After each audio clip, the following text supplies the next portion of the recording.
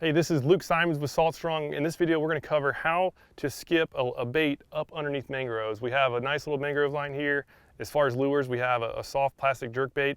This one's made by Flats HQ, and it's rigged on one of those weighted hooks, which I highly recommend for just doing a really good skip while also being weedless. We of course have rigged this weedless. If you have questions on that, you can look to a different video, and I'll show you how to make these weedless. But as far as skipping, really the key is just to keep the rod low, keep the lure as parallel to the water surface as possible and get as much speed as possible. You need to get as much speed on the lure and just keep it a low trajectory and just guide it straight into the tree. So what we want to do is, well, I want to skip it. If you can see that little channel right there, I want to skip this lure up in there as far as I possibly can. Again, so I'm just gonna keep it low. As far as my technique, I'm gonna just do this little wind straight. It's right next to the water surface. I'm gonna sling it as far and fast as I can, and then hopefully we can pull a fish out of there too. We will see. So let's go ahead and give it a whirl. If you can just zoom in on that hole, and let's see if I can get one back up in there. So that was about 5-6 feet back in the shade.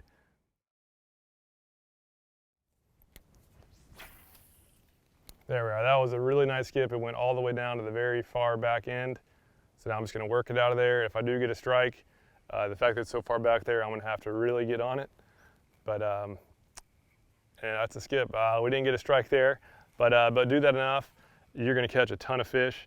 That's really why I find that I catch more fish with artificial lures, because with live bait, it is really tough to get that much line speed, because if you're going to cast that hard, that bait's going to fly off the hook. But when using these artificials, you can really sling them back there, and the fact that you can make them weedless, you don't have to worry about casting a little bit too far. Or sometimes it'll skip up a little bit higher than normal and get caught in the trees. Most cases, you can pull it right out. So if you're going to be fishing mangroves like this, highly recommend a lure like this, soft plastic bait.